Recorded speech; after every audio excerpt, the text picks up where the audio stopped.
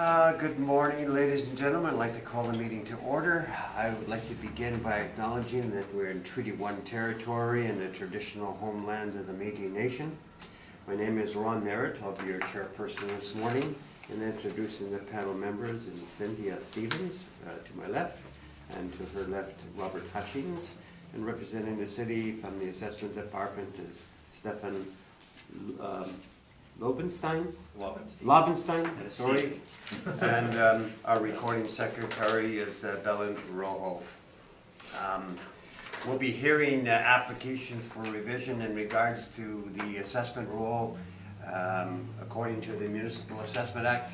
The matters for which the revision is because it has been described in each application, and will limit discussions to those matters. The statements that the applicant or the assessor make at the hearing are sworn testimony, and anybody speaking in these matters must be sworn in. Please be advised that comparisons of assessments of properties are not considered evidence of market value by the board. The board is reported annually by City Council and is independent of it, along with the city administration. We make our decisions based on the evidence provided at the hearing and issue a written order that will be mailed to all parties as soon as possible. Please note that the board's decision in respects to application may be appealed to the Manitoba Municipal Board if the matter pertains to assessed value or classification, or to Court of Queen's Bench if the matter pertains to application for exemptions from taxation. Should you wish to appeal, information in regards to how to do so will be included in the board's order. In respect to the hearing process, I will confirm the matters to be addressed with each applicant following the swearing in. We'll then have the assessor's testimony followed by questions that the applicant may have, and then it'll be your turn to present your brief, and there'll be questions. Each party will have the opportunity to summarize if they wish. Once all evidence about the application has been brought forward, the applicant may leave. The process will repeat for each item on the docket this morning. The session will close after all applications have been heard, and the board will deliberate in private and make its decisions. You will receive the order by registered mail as soon as possible. As information, all public hearings are live stream recorded and will be part of the public record. We'll ask our secretary to swear in the assessor, and this gentleman here also.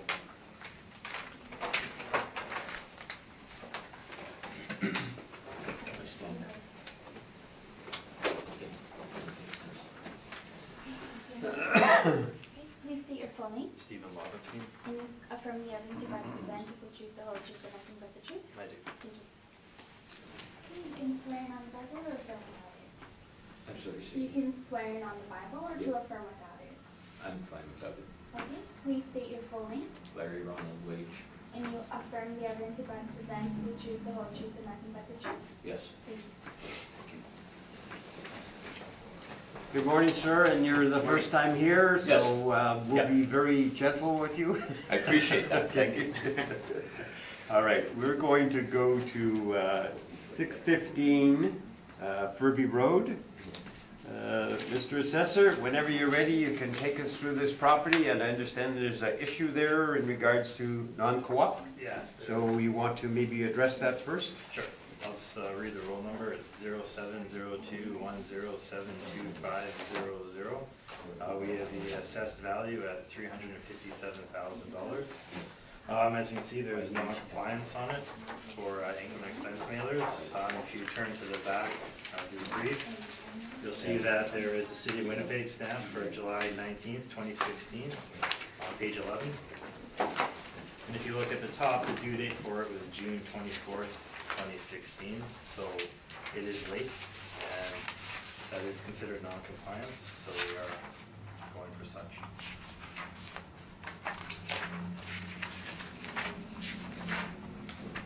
Exactly, can I speak anytime, or? You can ask him a question, sure. Yes. What does that mean when it's stamped late? Does that mean we sent it? That means that's when we received it, so we received it after the due date, so we send them out and you have 21 days to comply, so 21 days back, June 24th is when we would have sent it out, so. So you did send it, and we did get it. Okay. But it was just late. Well, we sent it by a messenger, and, well, I'm not sure which this was, because I guess we sent different things, but I've got here sent November 9th, delivered to people, but obviously that's not relating to this. So I don't know whether we sent it in the mail or how we sent it, but I was told that you people had it on time. Mr. Lopenstein, maybe you would tell the applicant about what the requirements are, okay? Because obviously, he says that he sent it in, but it's late. Mhm. So can you tell him what the deadline was and, Well, you know? yeah, the deadline at the top is June 24th, 2016.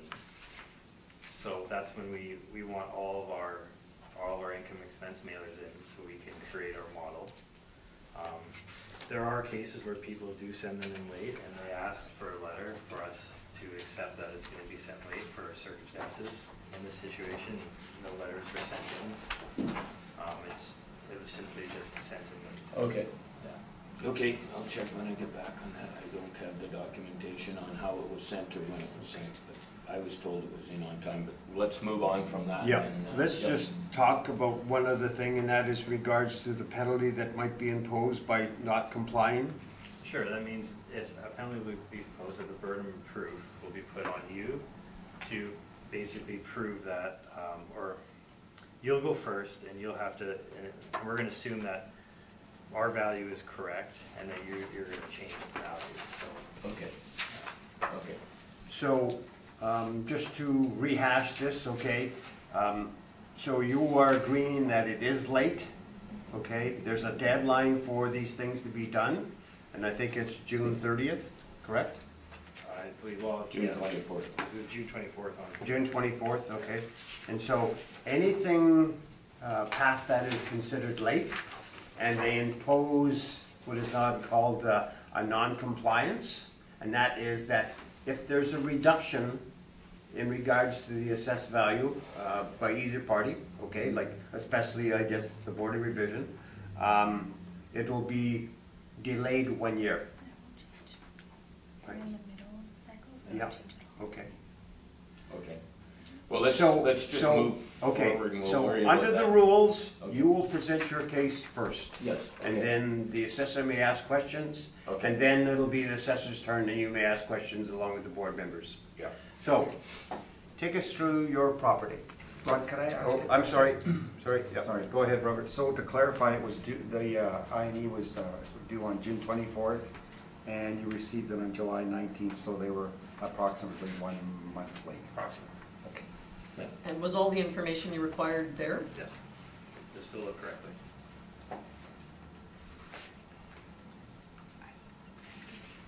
I can't hear you.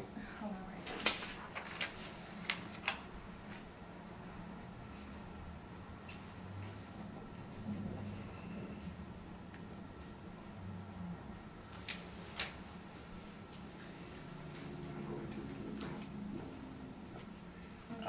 Do you want to make a ruling now in here, or do you want to go outside to, you know? I guess we should step outside. Okay. Let us step outside, okay, and we'll turn the camera off and we'll discuss the situation, okay? Okay. And get back.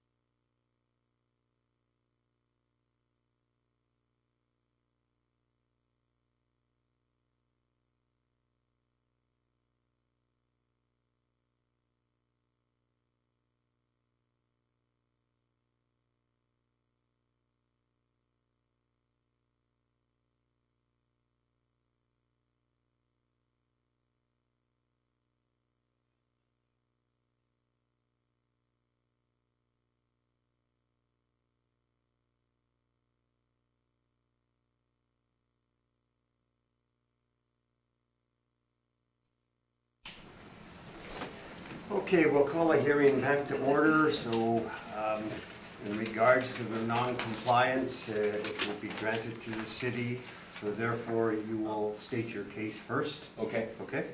So you can take us through your property. okay. The property it faces onto Ferry Road, and there are 3 buildings facing Ferry Road, which are all retail outlet buildings. And then we have 1 building behind the 3 buildings in the front that is basically a storage building. That is the building, that's 615 Ferry. It does not face Ferry Road, and because of that, it's not a retail facility, it's just a storage building. I drew a quick picture. You people have pictures of the building, but basically the building looks like this. If Ferry Road was here, now the 2 end pieces here are heated and insulated, but they have no water or sewer in them. The center portion of the building where the dotted lines are is just basic cold storage. It's not finished inside whatsoever. It's just 2x4 structure. And there's old wooden doors that slide back and forth. They're not even overhead doors. They're just old wooden sliding doors. And it is just used for storage. And we rent it out for storage as that. When the city originally assessed all 4 buildings on the property, they assessed them all at the same rate. In fact, on the back building, the one that I just mentioned, 615, the one with no sewer whatsoever, no water in it, and no plumbing in it, they assessed it at 10 cents or more a square foot than the retail outlets facing Ferry Road. I don't know how that happened, but that assessment has stood. We've owned the buildings for approximately 42 years, and we've paid based on that rate for 42 years until we finally looked at the thing and said, why are we? Well, what happened was we had a formal appraisal on the building, and he appraised. The formal appraisal was done by a company called Altus, A-L-T-U-S Group, and they appraised the buildings, all 4 buildings, in June of 2017. And they appraised, for the back building, they appraised the heated sections, the 2 end heated sections at $3 a square foot, and the unheated middle section at $2 a square foot.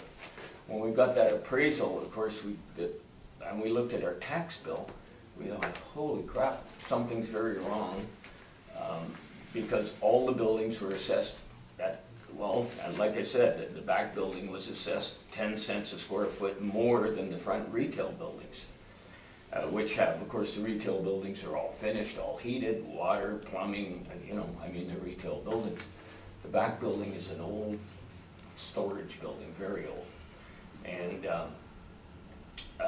the assessor told me that they were willing to lower the assessed value on it, but what I would like to see is, the building is now assessed at $357,000 by the city of Winnipeg. Correct me if I'm wrong. What's your first name? Stephen. Sorry? Stephen. Stephen. Correct me if I'm wrong here, Stephen. But the city has assessed that back building at $357,000, and to be honest with you, according to the Altus Group, I think it's worth $175,000. He has mentioned that the city's willing to drop it down to $242, but I think that building is worth about $175,000. In fact, we have it insured for less than that because it's just an old wood frame building, but just an old storage building. So that's basically my case, and if you have any questions, you do have pictures of the facility. You have pictures of the center section with the wood structure. So that's basically what I have to say. Mr. Lobenstein, questions?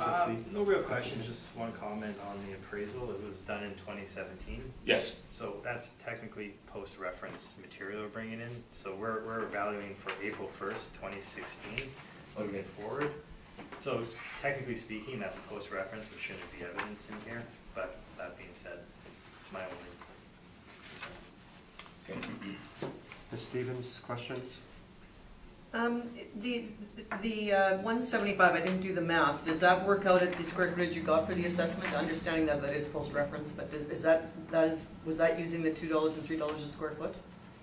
Well, right now, I don't know if this is important, but right now, we rent that whole building for $14,900. And that's including taxes. Right now, we pay $9,000 a year taxes, and we insure the building. As a landlord, we have to insure it. The insurance $2,180 to insure the thing if it burns down or blows over. So that means we make $3,700 a year on that building right now. That's what we make. But the 175, how did you come up with that? I just compared it to the buildings that face Ferry Road that are retail, and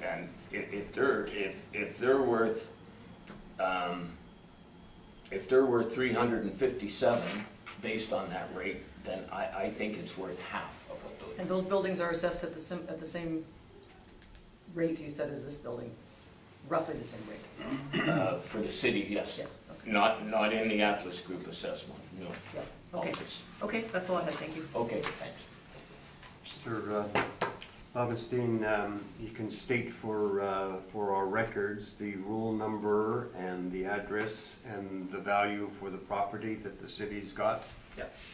The roll number is 0702107250. It's 615 Ferry Road, and the assessed value is $357,000. As mentioned prior to this, I do have a verbal recommendation for this. I looked at it and felt the rates were too high for this unit, so I reduced the rates to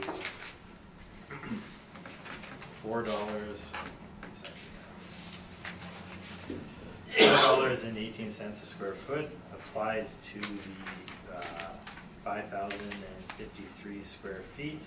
We're using the 4% vacancy, the 7% expenses, and the 7.5% cap rate, and it will come out to $242,000. So, There's a verbal recommendation? it's a verbal recommendation, yes. I think any, Okay, so I do have a question. go ahead. Stephen, so we've got a non-compliance issue here Yep, where the assessment, any reduction can't be applied. that is true. So would it be, I think what you're saying is, in your opinion, the characteristics are wrong as assessed? Yes. Okay, because of the heating or whatever. Yeah. So, correct me if I'm wrong, but the only way this can be changed for 2019 is if you went out there and did a physical change and put an assessment change through by 14.2 or? Yeah, I think that would probably be the only way I can do this, is actually doing a physical change to the, Yeah. because now that non-compliance has been granted, there's, Because we can't impose a recommendation. No. Or I mean, we can, but, Yeah. I know, but I wanted to put it out there anyway. Yeah, I felt yeah. that- but But potentially could have bearing on the future though, correct? Correct, Yeah, correct. so, So would it be best for the applicant to contact the department? That'd be best, we can go out there and do a physical inspection, change it, do a supplementary. Okay. I think we leave it at such, and Can I add one more thing? yes, You asked me with the Altus Group who did the appraisal on the building, what they appraised it at. And they appraised, like the retail outlets facing Ferry Road at $750 a square foot. And in the back, they appraised the back heated section, which is half of the building, at $3 a square foot, and the unheated at $2 a square foot. That's where I came up with the value that it should be worth half of the that is how you figured it out. 357. Yeah, okay, Yes. thank you, yeah. Okay, thank you. And my only other comment, sorry, Ron, is that you've got reference to a business assessment here. You do realize that would be a separate appeal? We're not dealing with the business assessment, right? Like you've got it in your material to have it reduced? I'm not sure what you mean by a business Oh, assessment. okay, it was in your brief, but, okay, no, it's okay. I'll just, We're just looking to get the taxes on the back. the a little realty, lower. yeah. Yep. Yeah. And, you know, I know my niece did this, and she guaranteed me everything was in on time. I don't know how that could have happened, but, should there be a mistake on your stamp, July 17th or July 19th, where it sat in the mailroom or something for a month, where do I go from there? If we have proof that it was here a lot longer, because I believe it was all sent by registered mail, and I believe she told me we met the criteria, so.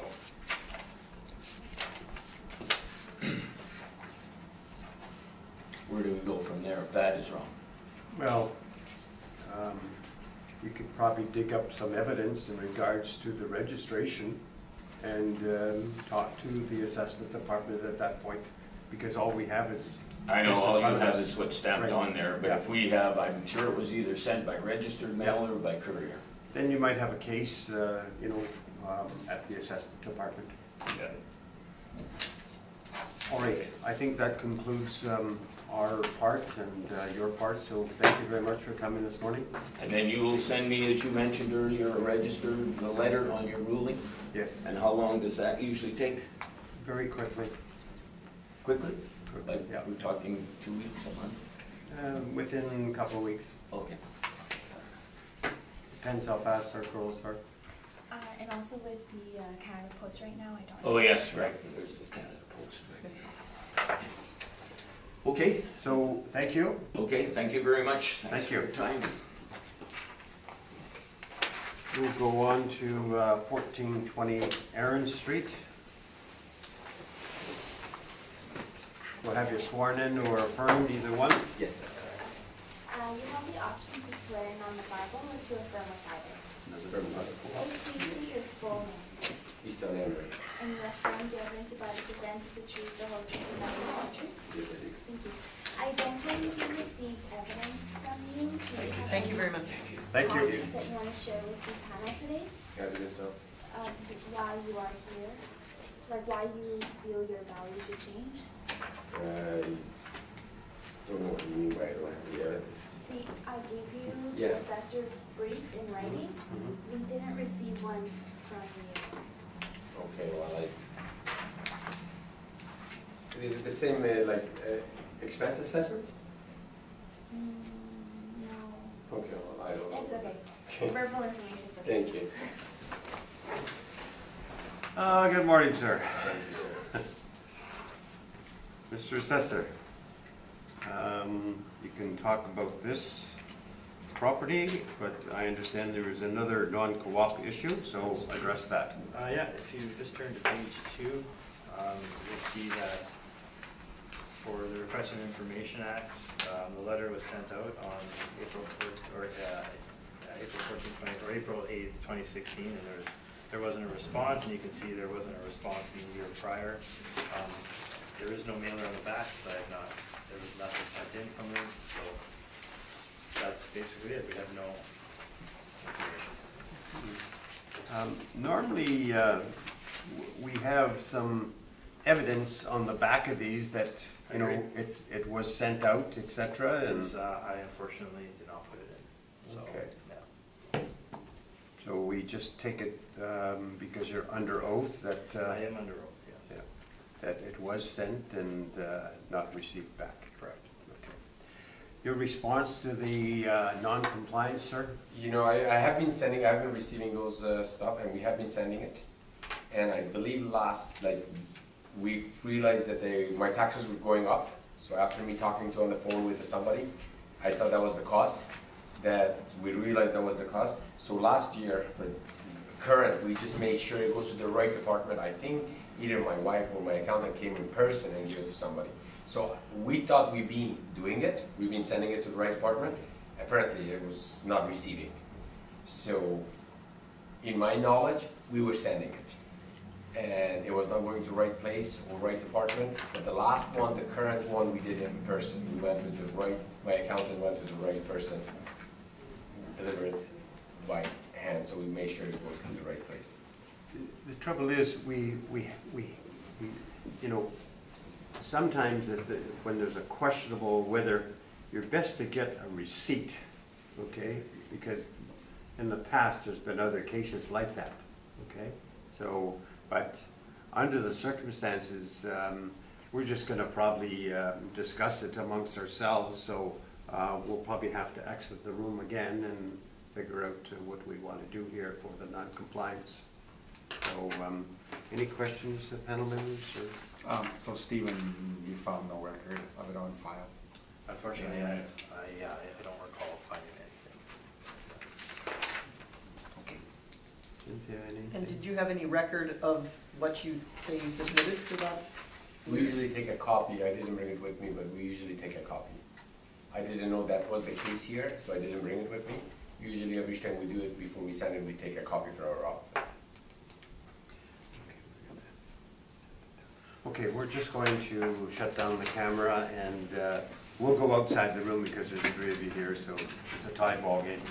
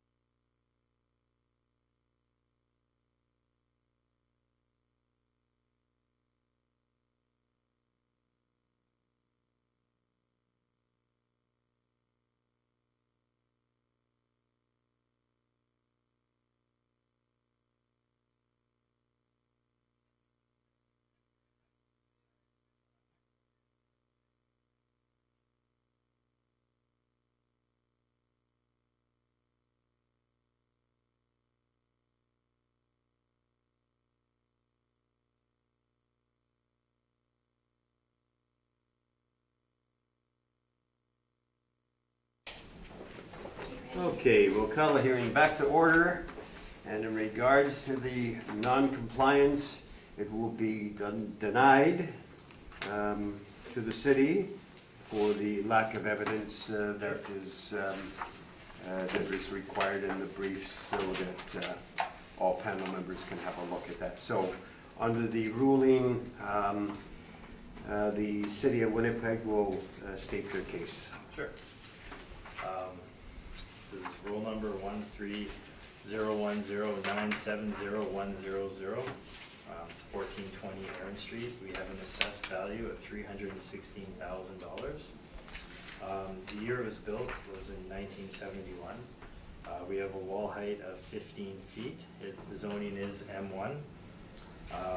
We have a land area of 4,159 square feet.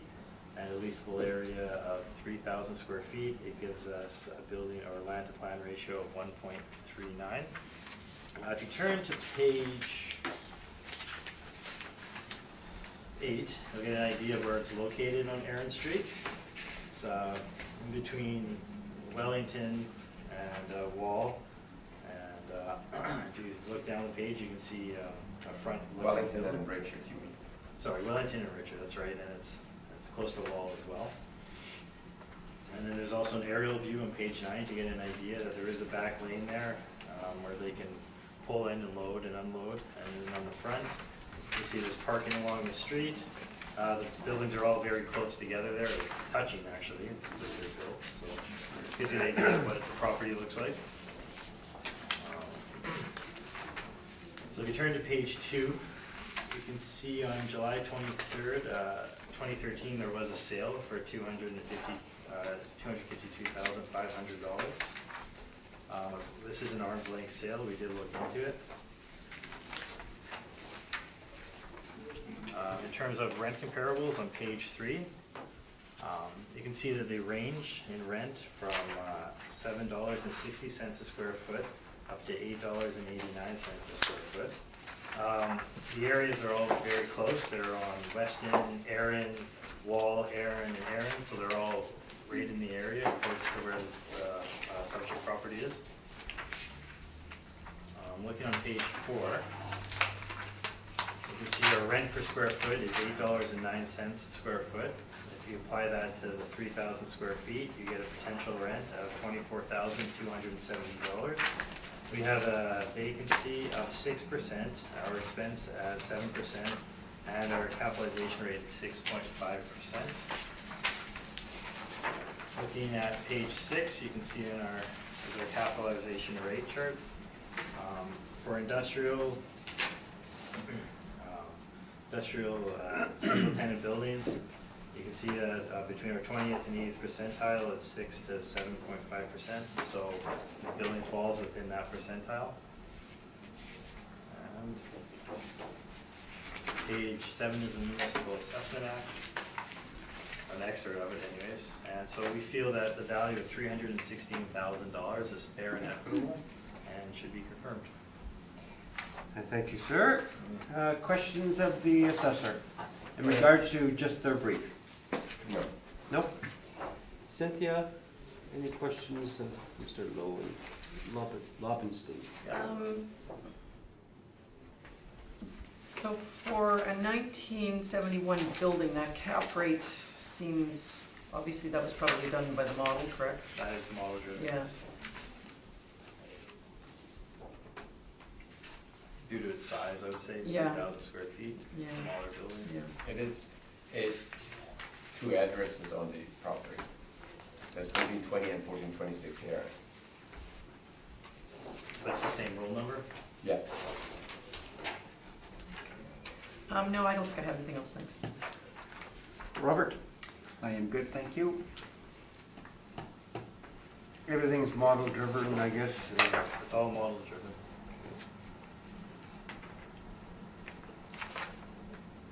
All right, I have no questions. The floor is yours. You can tell us about what you think the value should be. I purchased this property in 2013 for $252,000, and everything is original in the property, other than I've done some cosmetic changes on my, because I use it as a shop, sometimes I go there. The building is demised to half, like it's 2 units now, like I consider it 2, and half of it I rent it out, and the other half I run it. I own a small painting business that I use it, a lot of it for my storage. Just go pick up a fax or just something. I don't have any public coming in or anything. It's just like almost storage use. And if my property that I bought it 5 years ago was valued at $252,000, which I thought it was even very expensive at that point. I thought I paid overvalue because I needed a space, and now it's valued at $316,000. And in 5 years, if my property went up to 30%, I think the properties that I own in Winnipeg, if it goes up like 30% in 5 years, I'll be a millionaire. And other than that, my building, everything is original. Like the roof is original. The only thing I changed was the windows. The windows were wooden and rotten, so I did change the windows. On my side, which is, like I said, I demised it, there was just a little wall, 8-foot wall, because it has a 2-unit, everything is separated it with the meters and everything except the water. And it's pretty straightforward. I don't get much rent out of it. Paying about 8,000 or 7,000 something in taxes, it just jeopardized my business. Like, I run a small business, I pay mortgage, I pay property, like insurance for the building, and for other stuff, like, I mean, it just every year, one of the reason I'm here is just like, I had to stop this because it would just keep going up and up and up, and I was in a position that's saying, you know what, can't afford it paying almost $800-900 of property taxes on a small business that scale. So, in my opinion, it's overrated, overvalued.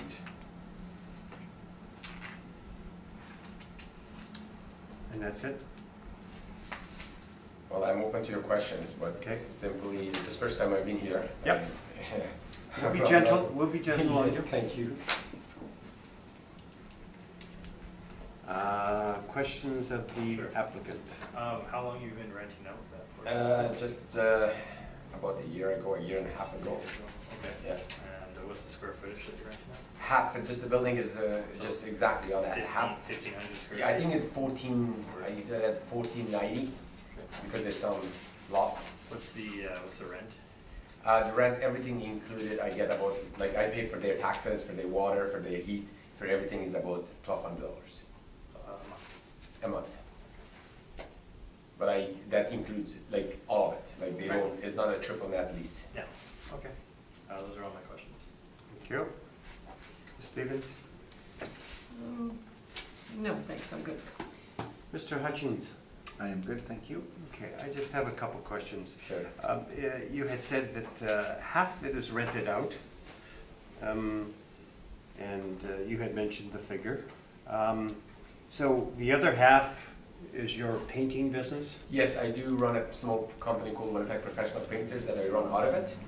And I usually, 90% of the time, it's just for storage purposes because we have ladders, we have scaffolding, we have paint, so I just store it there.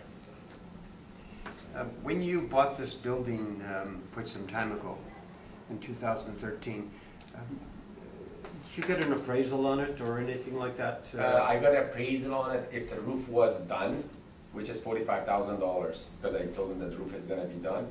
It would have been about $274, if I'm not mistaken, if the roof was done, which is $40,000 roof. Did you eventually do the No, roof? I haven't done No? that yet. Haven't done it? No, Flat roof? flat roof, tar and gravel. No? Needs to be repaired?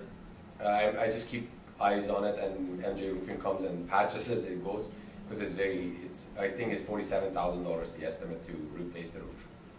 Still original, 1971 roof. So your part of it is more or less, is it storage then? Absolutely. And Absolutely. paint and ladders and? I have paints, ladders, I do create myself, like I hook up a phone and fax that someone, if I want to receive phone and fax.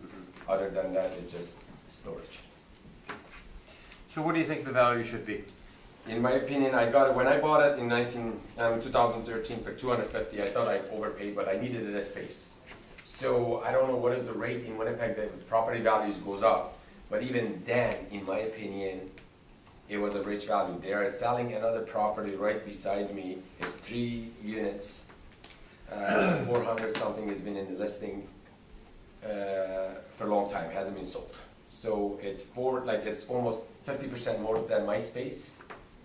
They're marketing around $400,000 and it's not selling. So obviously when it comes to property, it's hard to compare apple to apple because I'm in a property business. It's extremely hard even to compare it to your very next door. But the price that I paid for 2013, I think that should determine how much the value should be. And it has gone up 30% since I own it in 5 years. So do you have a figure? I would say the 265, 270 mark is a fair value. Since I own it for 5 years and I've done little improvements like such as window and exterior painting. Mr. Assessor, any summation at all? No. Final word? No, thank you for your time. Okay. So thank you very much for coming and results very soon. Thank you. Okay, thank you. So will I receive something from you guys? Yes, yes. That I have to respond? Yep, You have to Uh, just sign for it. Same Yeah. one? Thank you. thank you. Have a wonderful day. Mr. Newfield, we'll have you affirmed. Please state your full name and you affirm the evidence about to present is the truth, the whole truth, and nothing but the truth? Yes. Thank you. We will go to 1037 Aaron Street, and it is again a non-compliance issue. It is. Similar to the last one, there is no information on the back for you guys, so it's just on page 2. It says that there's been no compliance.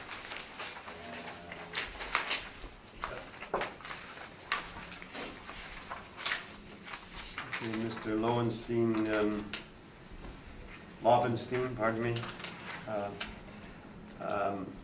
You have never, you haven't put the request in there again, so there's. That is the second time, yes. Okay. So, Mr. Newfield, what are your, what's your evidence, or what are your responses?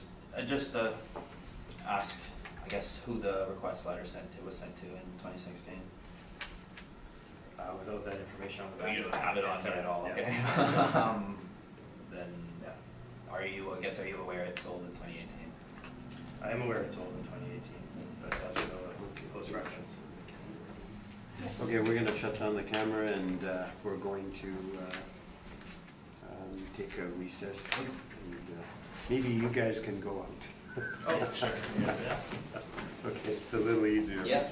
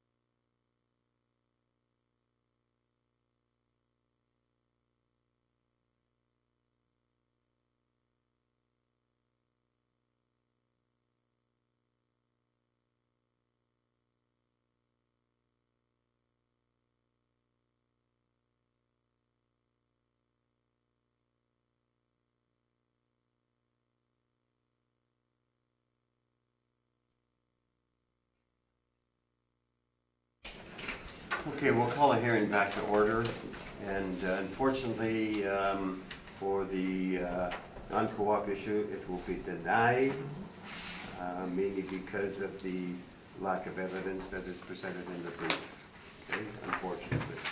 So, Mr. Lobenstein, whenever you're ready. Yep. Roll number 13011361000, 1037 Aaron Street. The assessed value is $401,000.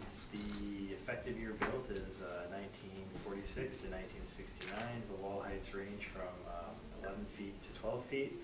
The zoning is M1. The land area is 9,998 square feet. The leasable area is 6,125 square feet. It has a land to fine ratio of 1.98. If you turn to page 8, you can get an idea of where it's located on Aaron, close to Wall, between Sargent and Ellis. Picture below it shows the frontage of the building where there is, you can drive up and there is parking. It's obviously 2 stories, so that would be why the The wall height ranges from 11 to 12 feet, due to some office space in there.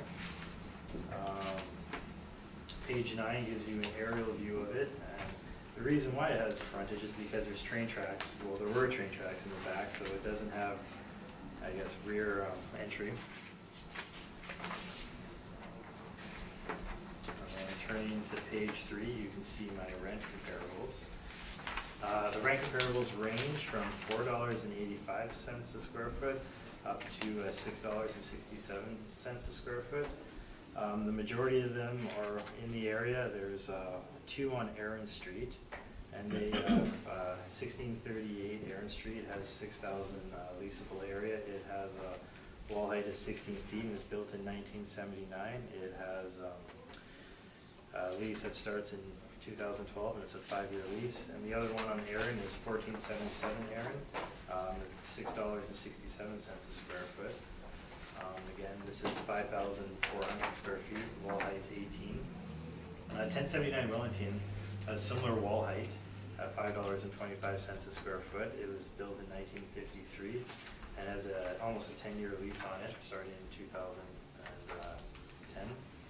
And then if we turn to page 4, you can see the income workup.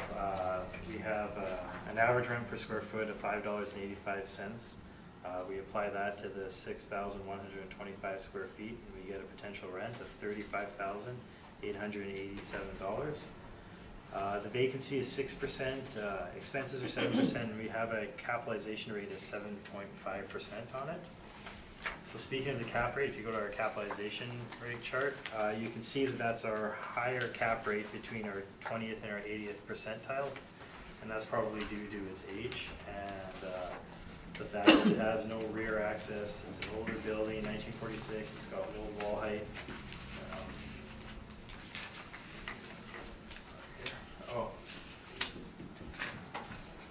So, and then, yeah, I believe that's, yeah, so I think that the value of $401,000 is fair and equitable and should be confirmed. I thank you. Mr. Newfield, questions? Are you aware that during the reference period, and on the reference date, it was listed for sale? I'm not aware of when it was listed for sale, no. Okay, thank you. I know your cap rate, that's model driven, correct? Yes. Yeah, thank you. Those are my questions.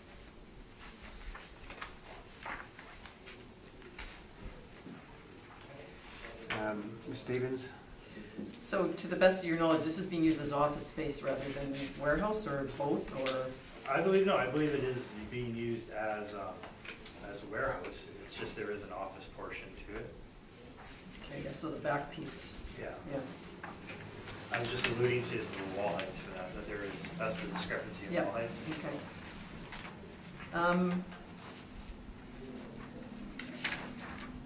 I think that's all I have, thanks. Mr. Hutchings? No questions, thank you. I just have one. I noticed, I guess, in your brief on page 4, that you have sort of, I guess, the main floor, and then you have, I would assume it's the second floor, but why is it only 1,080 square feet? I believe it's just the top portion of the frontage of the building. Oh, so it doesn't go all the way to the back? Like, not at that, that's just probably just the office space, the 1,080. It might even be the bottom of 2. I haven't inspected the property, but just from looking at the frontage, I would So assume. that's very unusual, I mean, if it's a 2-story building. Well, I believe just the front part's 2-story, and then the back is the warehouse. And so, so the 5,045 square feet, is that the main floor, or is that warehouse? That'll probably be the warehouse portion. The Warehouse. 1,080 square feet would be the office portion. Have you been to this building at all? No, I have not inspected this So, building. Yes. pretty hard, I guess, to put a value on something that you haven't seen, but Well, that's how. if you that's- rely on the model, which you do, That's how our I mean, model that's how works. you That's correct. evaluate it. That's right. Okay. Mr. Newfield, your presentation. Thank you, Mr. Chair. I'm gonna be short and sweet with this one. It was listed during the reference period, for $299,000. This was during the current owner did actually inspect it in 2015 and didn't put an offer on it. They had subsequently put the offer on it at the end of 2017 and it closed in 2018 for $250,000. That is of course post-reference, so what I did is I assumed, with the $250,000 in mind, I made a calculation that fit quite well with the valuations that Colliers is making in the area. With the 9% cap and the $450,000 rent, we come on a value of $232,000 in this period. And then of course it sold for $250,000 in 2018. And incidentally, if you were to take that sale price and go against the assessment, it would be a 12% cap rate. We're not. What was that again? If you were to take the actual sale against the assessment that is being presented here, it would be a 12% cap rate of $250,000. It is post-reference material. I'm not relying on it heavily. It's just how I kind of framed how we got to it. I don't think there's any reason why it should be. I don't think there's any reason why 2 years prior it would have been $150,000 higher in value. Of course, our cap rates that we rely heavily on are on page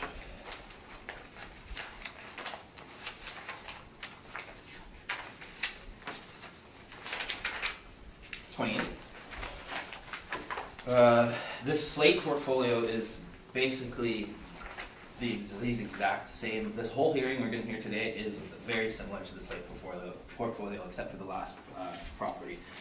These are the reason we rely so heavily on the slate portfolio is because we saw both sides of it. We worked for the vendor and the purchaser.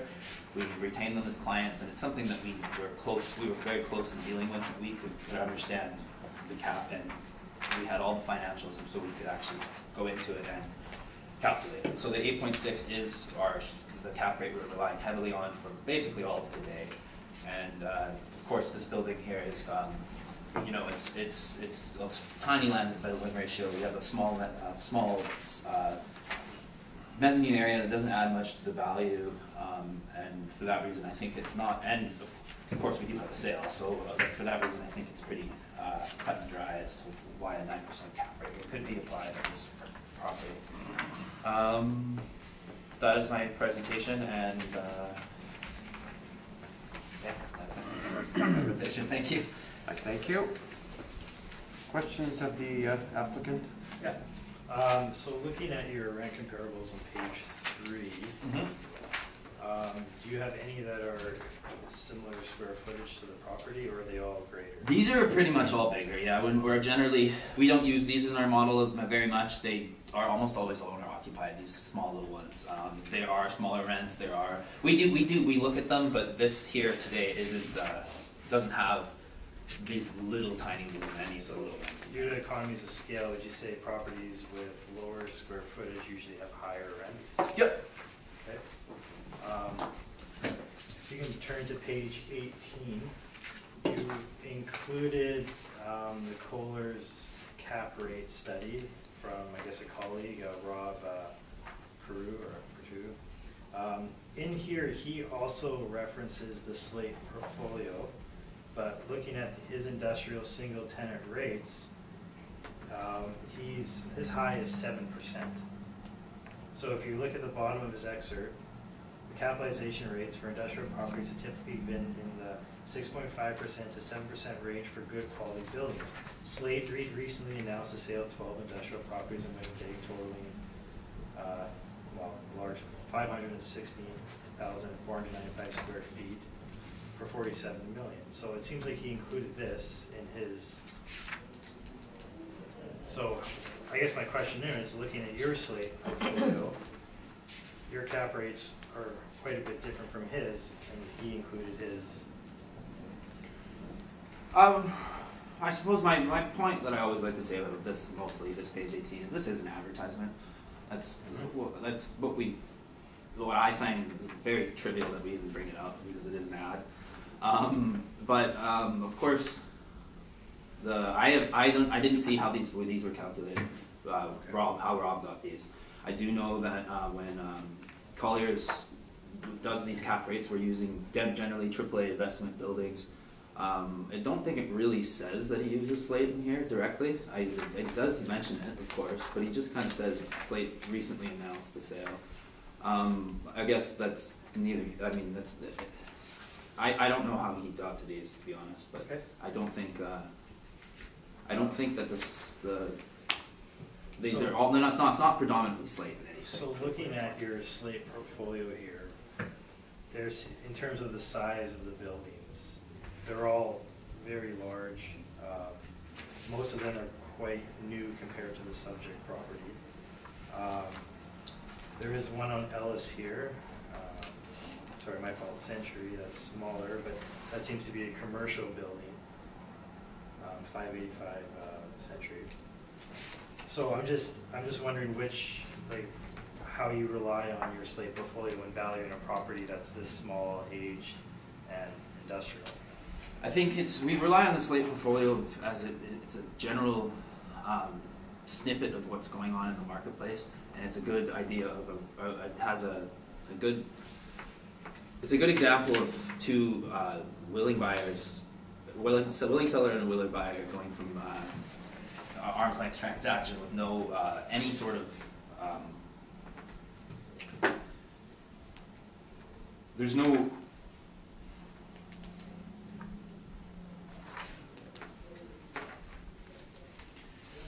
my apologies, it's just give me a second. Take your time. Yeah, thank you. Rocky does this a lot. He sees better at it than me. We don't. He said take my time. I'm going to take advantage of that.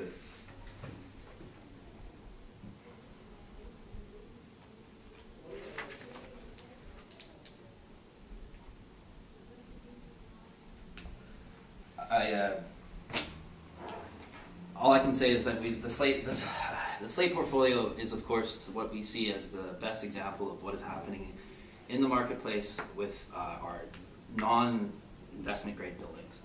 This subject property is not subject property, and none of these subject properties are high flex warehouses. None of these are state-of-the-art investment grade buildings.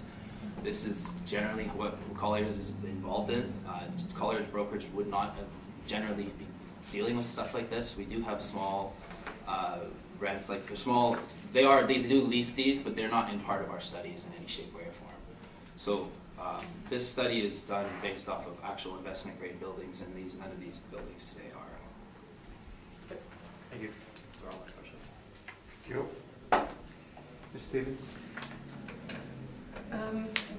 You mentioned something, you mentioned a mezzanine level, so is that in the back warehouse portion of the building, or? That would be the Or that would be what the you're front. seeing in the second The second floor there on floor, the yeah. front? I guess Okay. it's not really a mezzanine, And but it's what is that used for?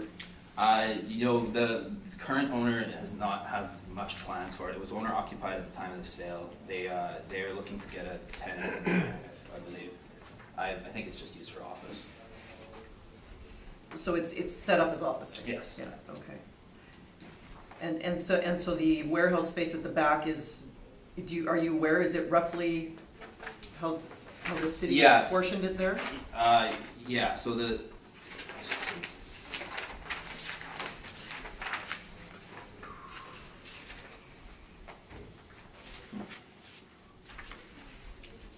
city's got 5,045 square feet at one rate and then 1,080 at a second rate there. I think you've got yours all the same I rate, see right? that. Yeah.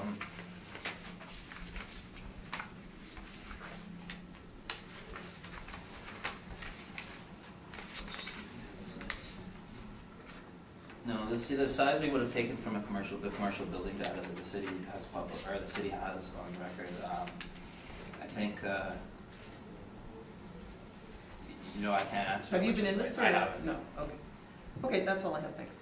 I thank you. Mr. Hutchins? Yes, thank you. Yeah, that's my question, is the square footage discrepancy. Yeah. Main floor of the city is 5,045 square feet. On your brief page one, it says. I have no reason to think that that the city's size is wrong, so I'm not sure why ours is Yeah. different, I'm assuming it's, Yeah, yeah. it's the main floor. Yeah, I'm assuming what happened is the second, when this brief was made, the 1080 wasn't doubled, it was just put in there once, so the main floor, what we have as main floor would likely be the warehouse area, and then, the second floor would be 2 stories, so we're missing 1,080 square feet of our workout. Would be my estimate. Like I said, I was focused on the sale here, so I didn't, Yeah, I didn't even catch that, to be honest. so obviously you didn't inspect the property? No, I didn't. No, okay. Stephen, any comments on the discrepancy? in the Again, I square didn't footage? inspect the property, so I can't make comments on it, but, I'm guessing that, again, just from looking at the picture, I feel it's probably 1080 on the main floor, 1080 on the second floor, and then the back part is the rest of it. Likely 4,300, I think that would make sense, yeah. Okay. All right. That's my only question, thank Okay, you. thank you.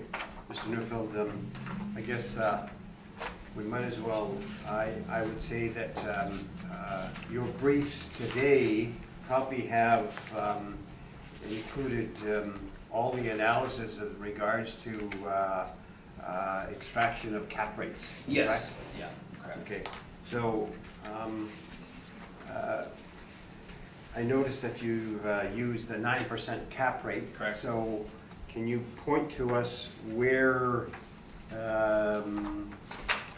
we can find exactly why you decided on 9%? Oh, okay, well, basically, the 8.6 is, they're all basically this, Well, you've settled at 9%. right, no, so okay, sorry, I guess I Okay. skipped a step there. We compare it to the 8.6 as a kind of a benchmark. Those buildings and overall it's a mix of, a mixed bag of buildings, but because this, property is a small land to building ratio, there's not much access for it, and of course, it is residentially adjacent, and it's the type of the design and layout, obviously, of the building. When you have an older building that's not, it's got a split usage, and they're not quite as they don't have the investment characteristics that most better buildings would generally have. So I noticed on page 28, all the sales are in 2015, but,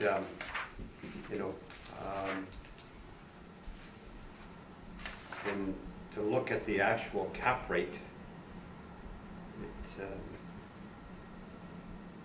it looks like 9%, and is that the reason why you're using 9% for the subject?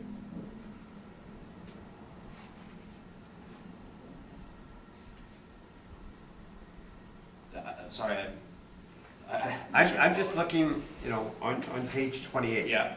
Okay, it's got the last column, you got city parameters, okay? Okay, and then it's got actual, Right. okay? So, So the city parameters would basically be if you took the $47 million sale and you take the assessments that the city has and you extrapolate it backwards, the cap rate that creates is 9.95.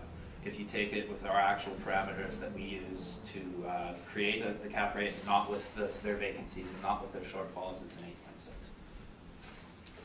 and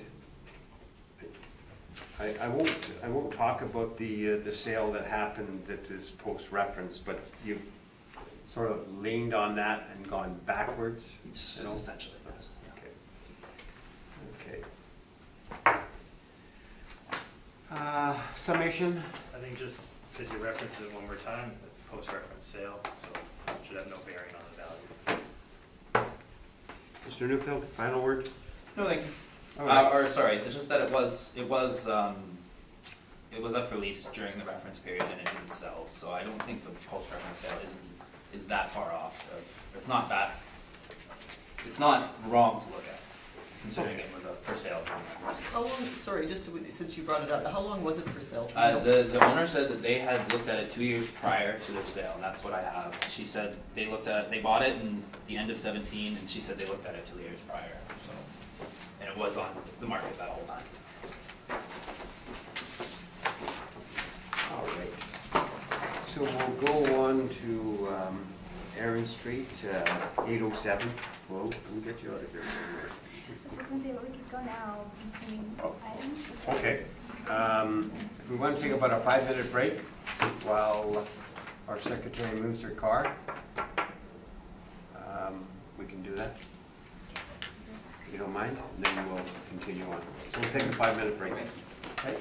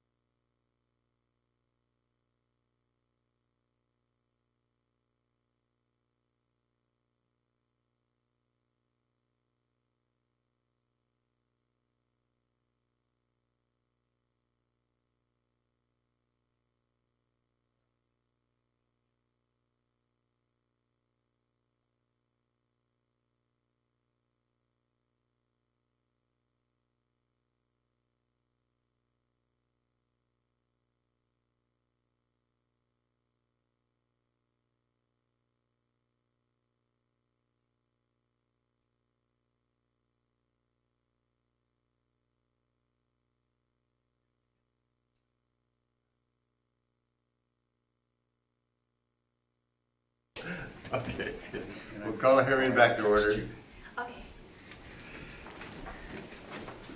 and we'll go to 807 Aaron Street. Yep. Mr. Lobenstein. Got it. The roll number is 1301125320000, 807 Aaron Street. The assessed value is $803,000. I have a verbal recommendation for $740,000. I came up with that number by changing the rent from $5.13 per square foot to $4.75 per square foot, as on the appellant's brief. But I kept the vacancy rate at 6%, the expenses 7%, and the cap rate at 7.5% to come to the value of $740,000. And I decided to come to this because after doing research for the property, I realized rents in that area are closer to what the appellant brought in at $4.75 per square foot.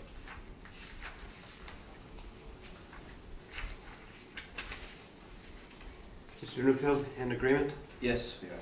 Pardon me? Yes, I said it. Those words come out of my mouth sometimes. Ms. Stevens, any questions? No, thank you. Mr. Hutchins? I am good, thank you. Okay.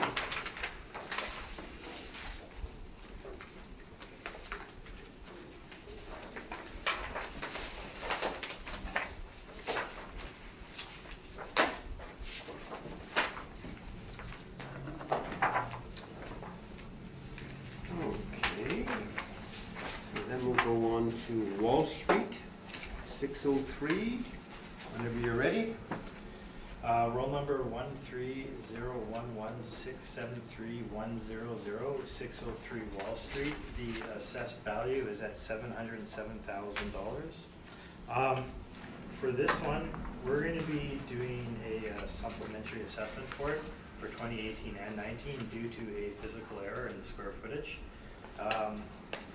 We have 6,150 square feet of leasable area, where the actual leasable area is 7,650 square feet, as shown on the appellant's brief, and also on the mailers on the back have that error. So, in a sense, the assessment now at $707,000 is a moot point, since we will be sending out a supplementary assessment.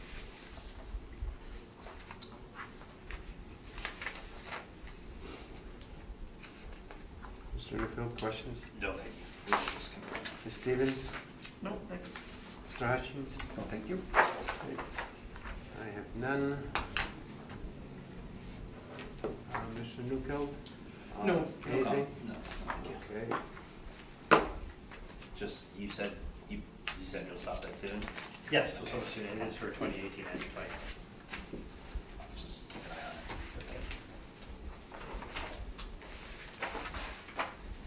Okay. So just, I guess, request confirmation then. That's.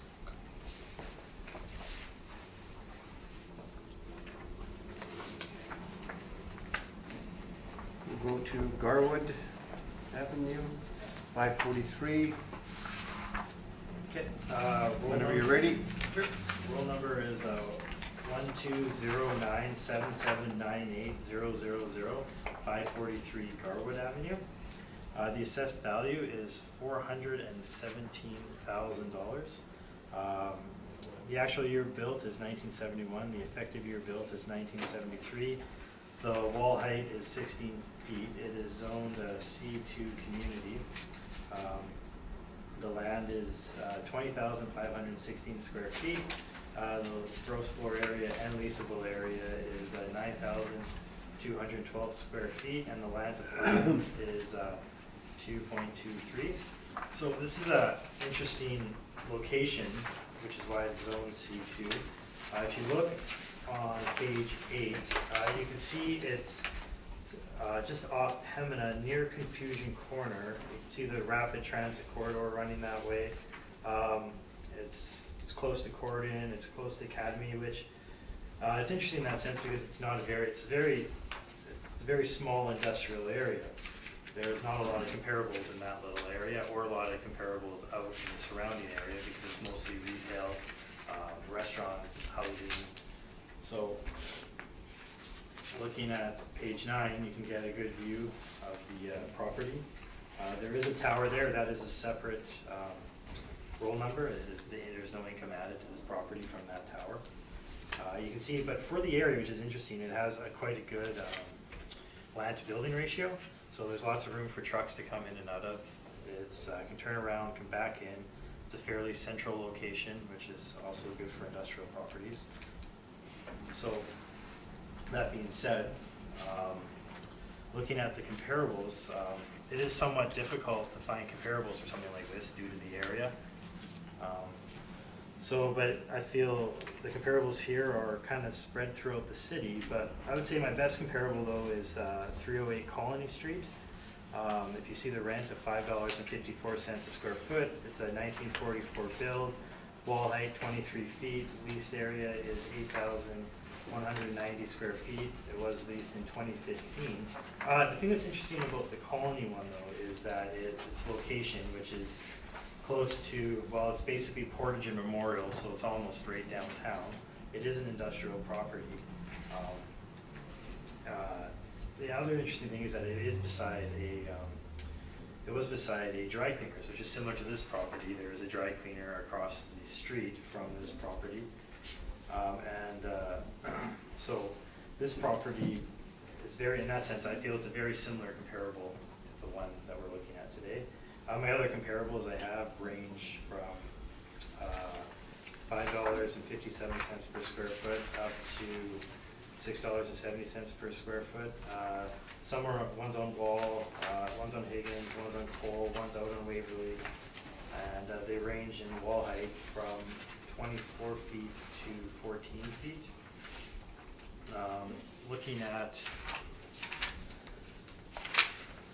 page 4, we're applying $4.65 per square foot to the 9,212 square feet to give us a potential rent of $42,836 or $42,836. We're applying a 6% vacancy for it, 7% expenses, and a very high cap rate at 8.5%, which is something that I find interesting, and I believe it's because this land, we believe that, I think it's on the list of potential land that is contaminated. It hasn't been proven that it's contaminated, but it's just on the list of a possibility. So I believe that's why we apply such a high cap rate to this property. And that brings me back to my comparables, the Colony comparable, which I feel is the best comparable because it is contaminated land. It is on the list of contaminated lands. It's not potentially contaminated. And this property also sold for over $1 million in 2016. So in that sense, I'm relying on that comparable to show that it's very similar to this one. So I feel the assessment of $417,000 is fair and equitable.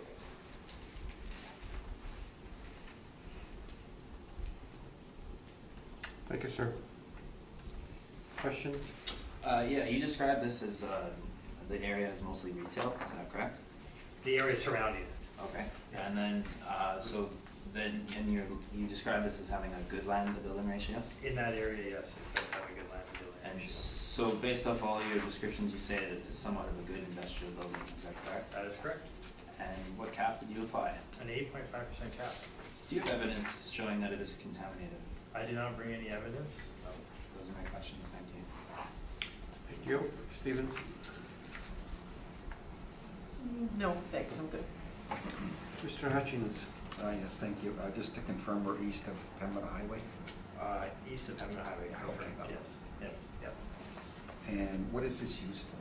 This- Well, since, I'm just what it's used for now is I believe the dry cleaners across the street purchased it. So I don't know what they're using it Oh. for, but I know they do. Oh, thank you. No other questions? So, Stephen, you had talked about it is on the list of contaminated? It's a potential contamination, like there's two different lists, there's ones that are definitely contaminated. Oh, okay. And then ones that are like Okay. potentially contaminated, maybe like they don't, They- they're not hazardous, it- but there is materials on them. It has a possibility. Right. Okay. I was wondering if there was two lists or just the one list. There's one main list for contamination, and then there's another one that. Okay, For for potential. Yes. Okay.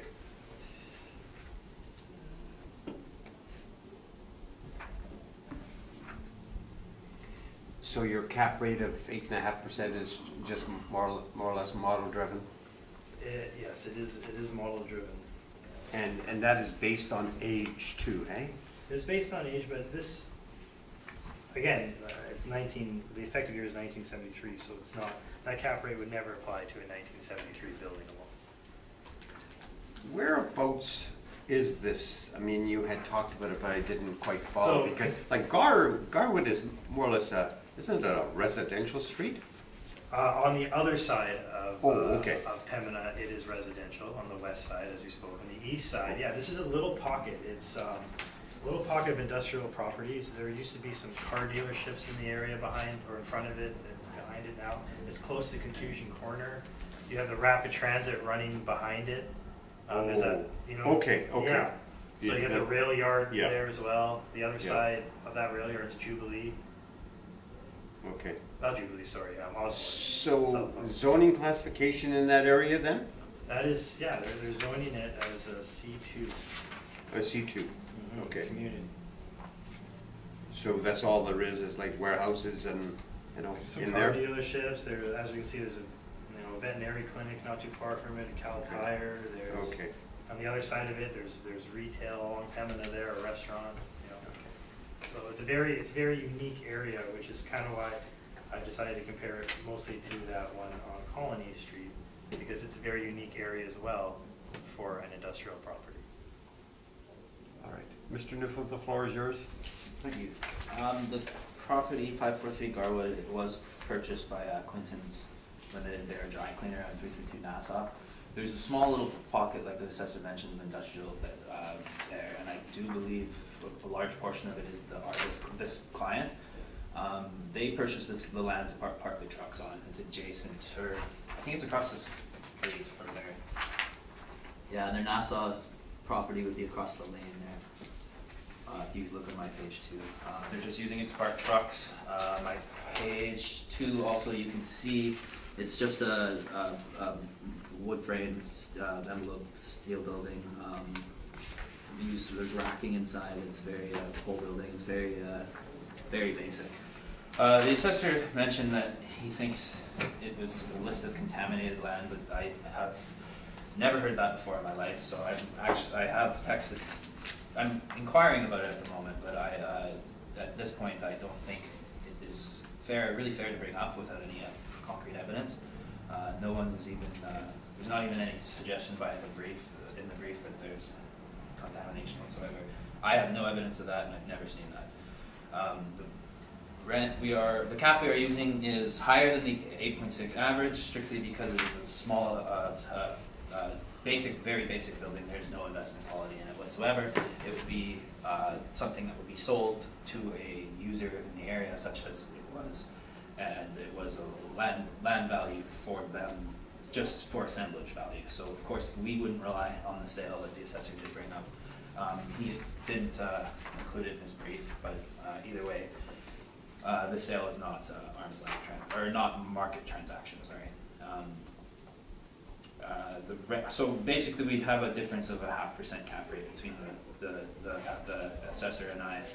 There's a small rent change difference, but basically we're just boiling down the cap rate. And I do believe this 8.5 is more in line with what you should be seeing in today's properties, but it is still a little bit too small for the property itself. And if it was contaminated, I would suggest it should be much higher than 8.5. Thank you. Questions? Yeah, again, just similar to the questions following the one for rents, I don't really see any of your comparable rents for that square footage with the same rate of the $4 rate. I'm just wondering where you got your rents from.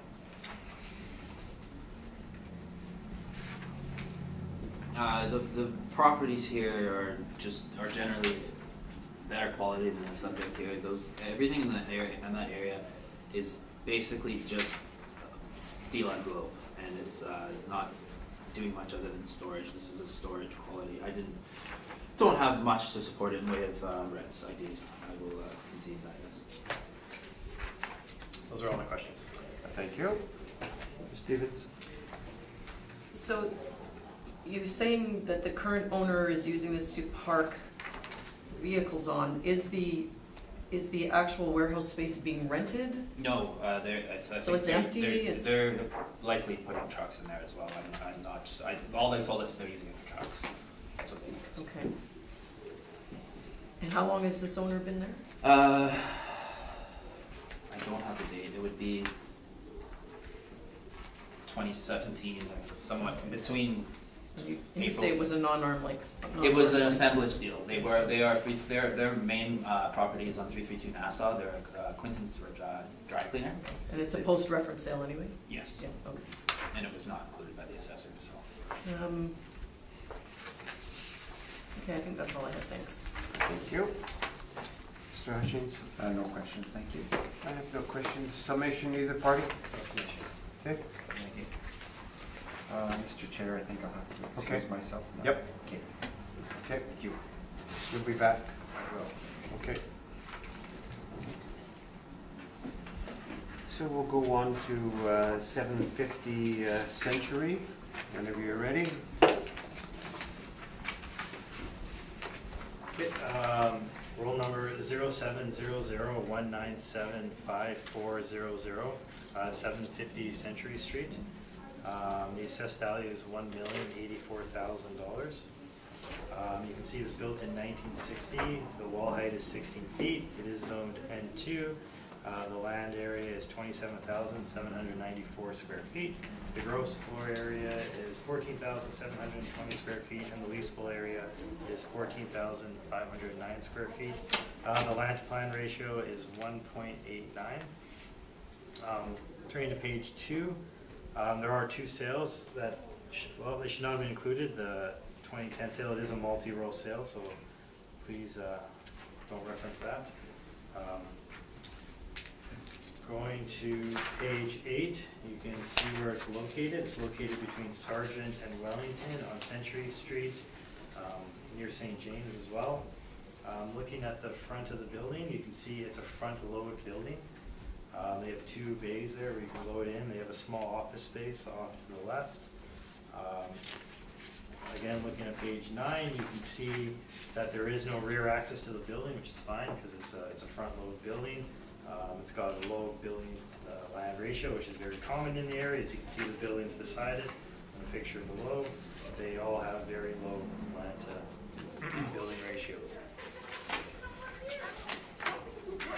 Flipping to page 3, you can see the comparables. The comparables range in square footage from $5.35 a square foot to $6.50 a square foot. The effective year builds range between 1962 and 1975. The leased areas range between 11,240 square feet up to 18,080 square feet, and the lease terms range between 2 years and 15 years. All these buildings along here have very similar land to building ratios as well. They range between, although it's not on there, they do range between 1.85 and 3.43. Flipping to page 4, you can see that the rent is $5.39 a square foot, applied to the leasable area of 14,509 square feet. We get a potential rent of $78,204. We have a vacancy of 4%, expenses of 7%, and the overall capitalization rate is 6.25%. And then turning to page 6, our capitalization rate chart. For industrial, you can see it falls between our 20th and 80th percentile. So we feel that this this assessment is fair and equitable and should be confirmed at $1,084,000. I thank you. Questions of the assessor? Yes, this is actually, your built as 1960, correct? We have a 1960, yes. You said, mentioned this was the lowest percentile of your cap rate? It's not the lowest, it's in between our 20th and our, Sorry, the lower range, Lower 20th range. percentile, yes, Yeah. that's right. Would the 1960 property generally not model driven be a higher cap rate? not necessarily no, due to the area, it is a very good area as well. This is a industrial area, it's built up well, there's a lot of industrial properties in it.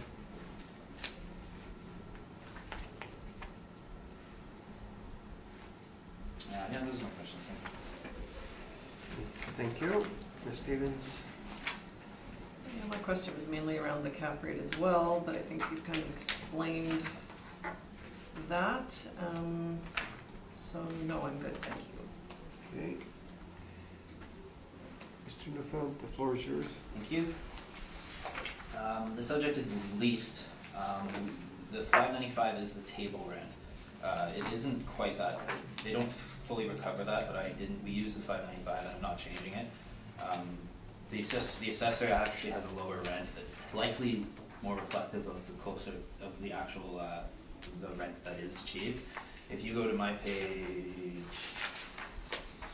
4, the mailer that is included, the net operating income is 80,000, and the city is at 78, and we are at 83. So we're all a little high on the rent, and they're a little low. The cap rate we use is 8.25. The reason being is that it is we have been inside this one, and if you look at page 3, it's a cleaner industrial use. It's not necessarily completely a rough industrial. It's an average use, I would say, and it is in line with what we are seeing in our slate portfolio, but it is not quite as rough of a usage as a lot of the ones we see today. So the 8.25 is suitable. So based off that, we are requesting the actual rent we used and the cap rate of 8.25 based off of similar cap rate sales of the slate portfolio that are in the area, and similar build quality and usage.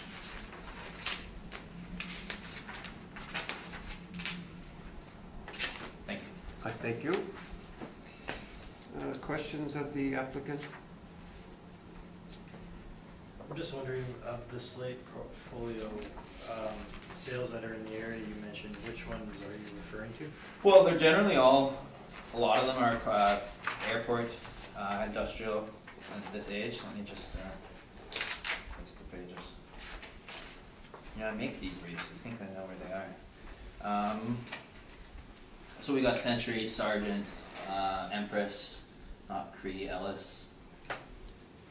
Those are they're not far from the subject whatsoever. 585 Century is right down the street. It's 1964.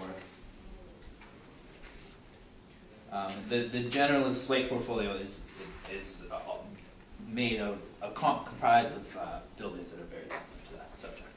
Okay, thanks. Thank you. Stevens?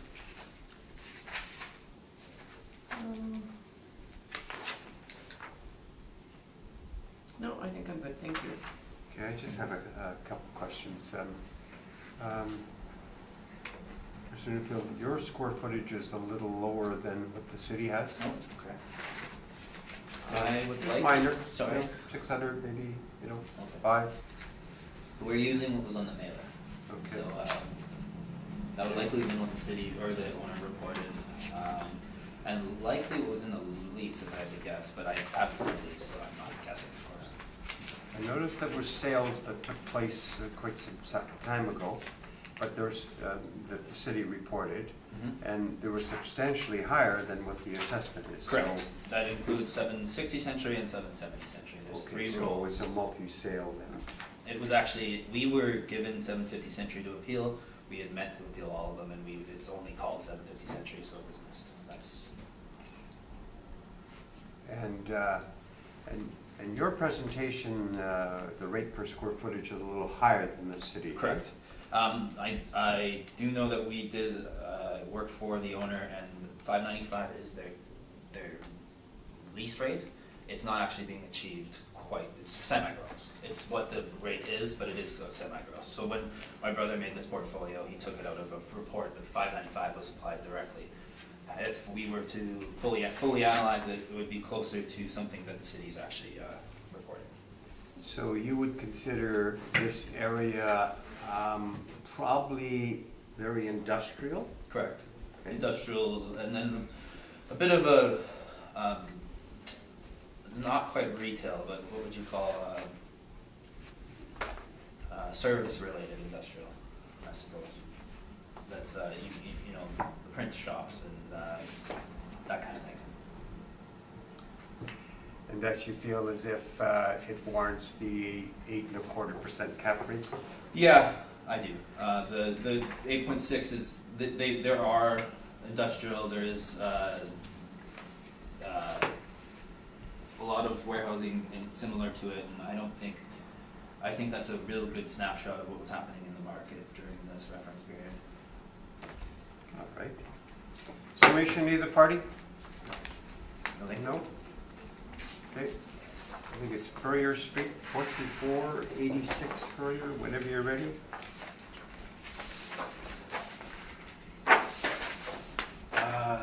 Roll number is 050014900100. 2486 Ferrier Street. The assessed value is $480,000. I have a verbal recommendation for this at $445,000 due to a sale on the property. That is the exact sale price, and that is the recommendation. Sorry, could you say the sale price again? $445,000. Okay, thank you. Which is very close to our assessment of $480,000. And sorry, did you say the date of the sale? The date of the sale is post-reference, but I'm still going to use it. Oh, okay. Mr. Neufeld, are you in agreement? We are in agreement, but sorry to do this to you. What is the actual date of the sale?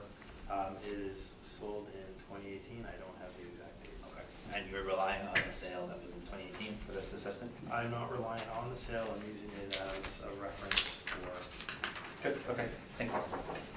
All right.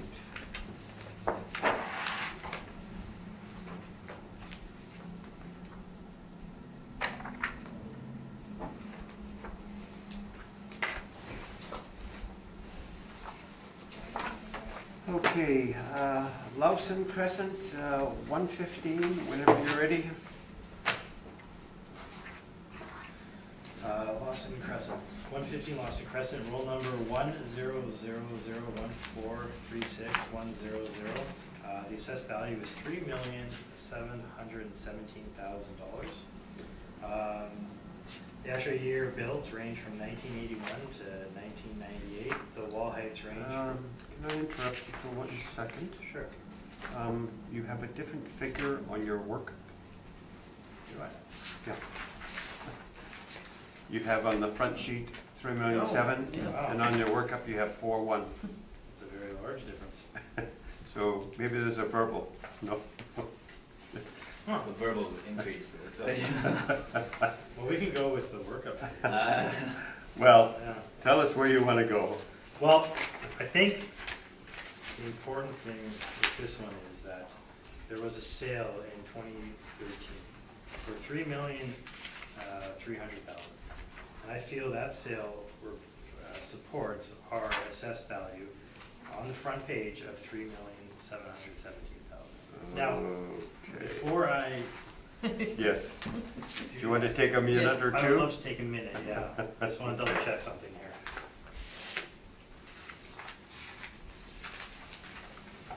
Good spy. I hadn't looked into. Well, I cheated a little. I.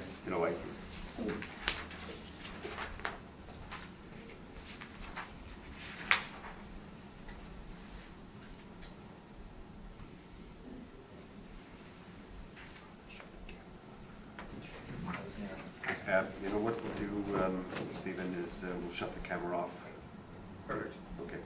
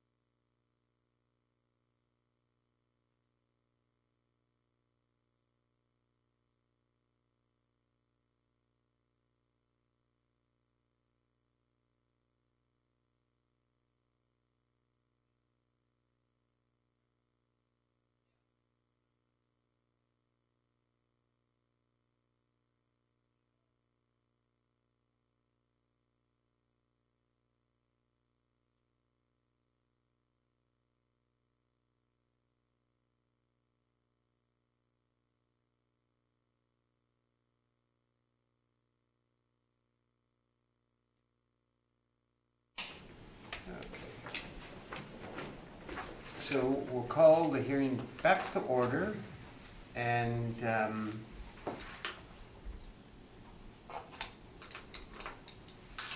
your figure is going to be 3,717,000? That's correct. Okay. That's what we're defending. I believe I left off talking about the property description. Okay. So the actual year builds are 1981 to 1998. The wall heights range from 10 to 25 feet. The zoning's M3. The land area is quite large at 20,944 square feet compared to the gross floor area, which is 68,058 square feet, which gives a large land to plan ratio of 4.85. So if we turn to page 8 to get an idea of where it's located, it's off Keniston Boulevard. It's kind of sandwiched between Linden Woods and Keniston on Wilson Crescent. It's an industrial area with many different industrial properties. Below you can get an idea of what the building looks like with a few outbuildings, and you can see the office space in the front, which would account for the lower ceiling height at 10 feet. And another good picture of it is on page 9, where you get an idea of the amount of land they have there. Excess land has not been applied to this, even with the high land to building ratio. You can see they use the land for a lot of storage. And then, so turning to page 2, there is a sale on it in 2013 for $3,300,000. Page 4, because of the different value, I will not be relying on those numbers as we spoke before, which basically means my comparables can't be relied upon as well at the moment because of the numbers. And basically, yeah, so due to the sale in 2013, I feel that this property is fair and equitable value. I thank you. Mr. Newfield, questions? No, thank you. Stevens? I know you're not relying on your workup, but I just comment about the cap rate. Would you still see that sitting the same? Yeah, I think I would say that's a very fair cap rate for this due to the year built, the wall heights, which are obviously, the majority of it's 25 square feet. Just from looking at the picture, you can see the office part's a small part of it. It's in a very good location on Wilson.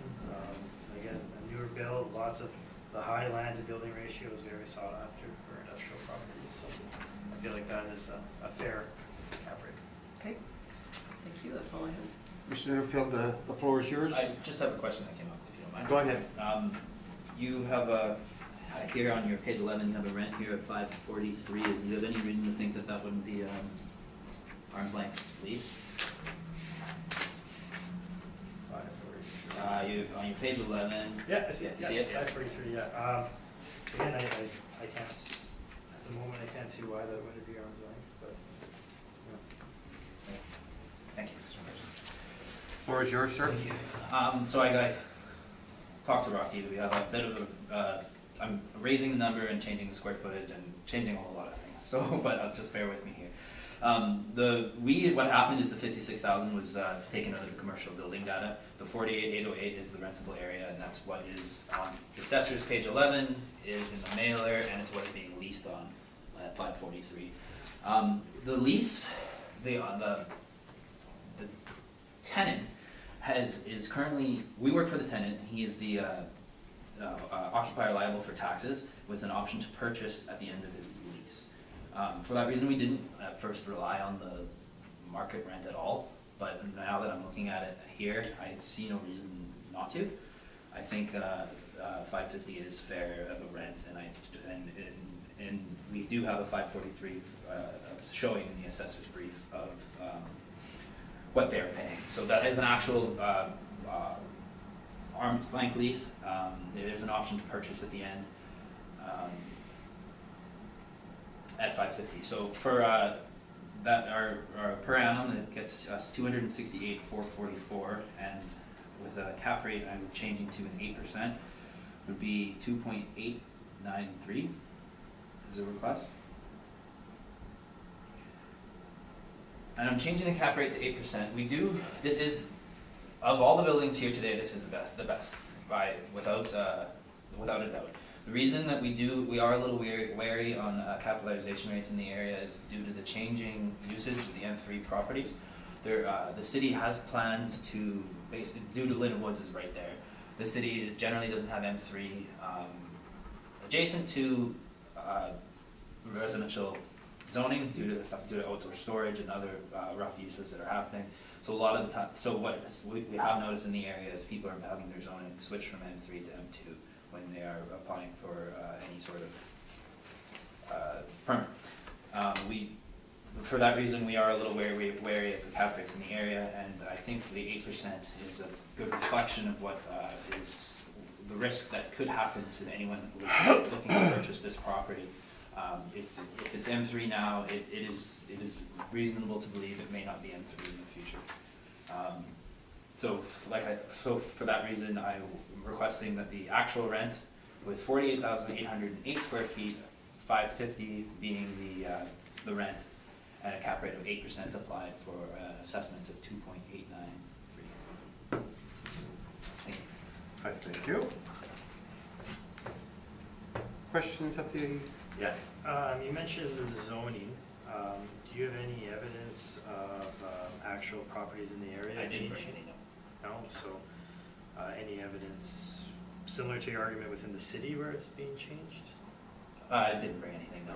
No, we do have, I'm aware of it happening in the immediate area. I don't have any evidence to prove it though. Okay, that's my other questions. Ms. Stevens? What is this, what's this building used for? What's the? They, or Wallace and Wallace, they build fences. Fences, Yeah. yes, okay. And the rent that you have switched to is very close to the actual, right? Yes, okay. it's a slight bit higher than the actual that is Okay. reported in the Yeah. assessor's brief. Okay. No, that's all I have, thanks. I have no questions, so summation on either party? No submission. Okay, No, thank you. I think that concludes our meeting, gentlemen. Thank you. So, thank you Thank you. kindly. Results very soon. And, did I get better as he left? Yeah. It's his fault. No, you were good. Thank you. You were good. Stephen, very good.